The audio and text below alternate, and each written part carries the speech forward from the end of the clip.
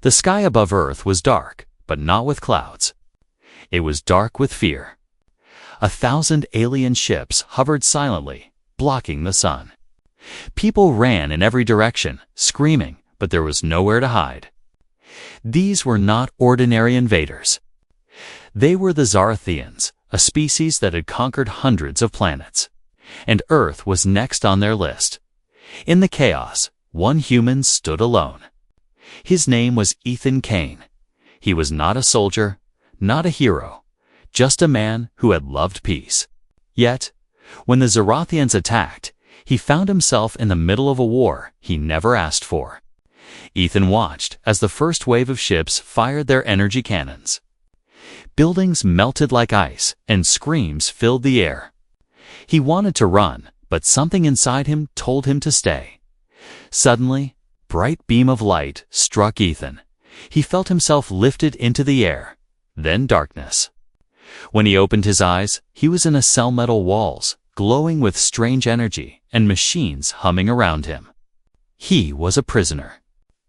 The Zarathians stood tall before him, their multiple limbs moving gracefully, their eyes glowing bright blue. One of them, taller than the rest, stepped forward. "You are human," it said, voice deep and sharp. "You will obey, or you will die." Ethan did not respond. His throat was dry, but his spirit was not broken. He looked at the alien commander straight in the glowing eyes. Fear was expected. Kneeling was expected. But he did neither. He only stared, silent and defiant. The aliens murmured among themselves. No human had ever refused them. They had conquered planets before, broken entire species. But this human, he was different. Hours passed. The aliens tried everything.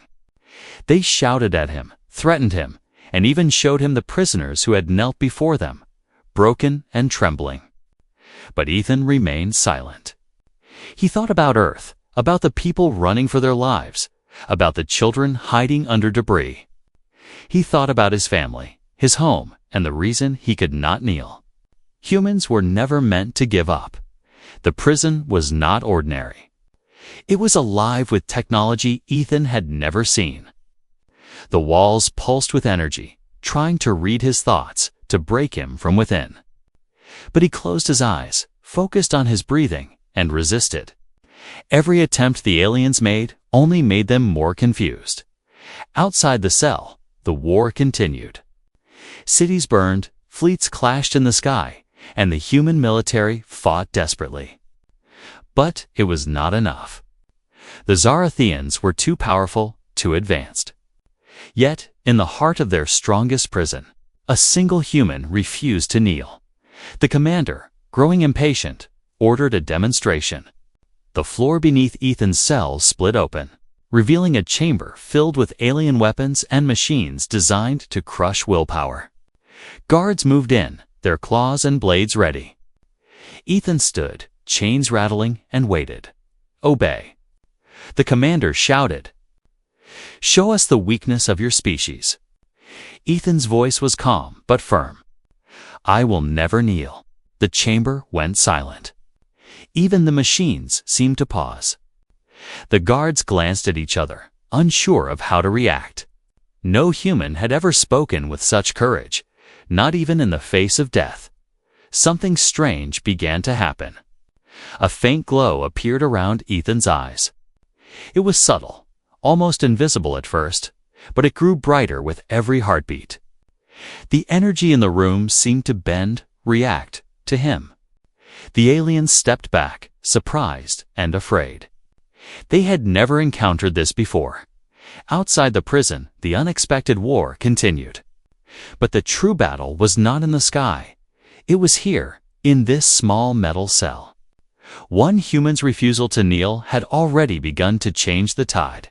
The commander hissed in frustration. "He cannot survive this. He is human, weak, fragile. End him." The guards moved closer, but Ethan was ready. Not with weapons, not with anger, but with something deeper: determination. He remembered every lesson, every struggle, every sacrifice humans had made throughout history. Humans had survived ice ages, plagues, and wars. Why would one alien species be any different? Energy surged through the room. The machines that were meant to break his mind now reacted to his defiance. Sparks flew. Alarms blared. The alien commander's calm demeanor cracked for the first time. Ethan took a deep breath. His body was tired, his mind weary, but his spirit was unbroken. He knew this was only the beginning. If he could survive, perhaps humanity had a chance. Perhaps the humans who were scattered, afraid, hiding, could rise again then. In a sudden moment, a blinding flash of light filled the chamber. Guards were thrown back. The machine sparked and groaned. Ethan felt a power within him, something he didn't know he had.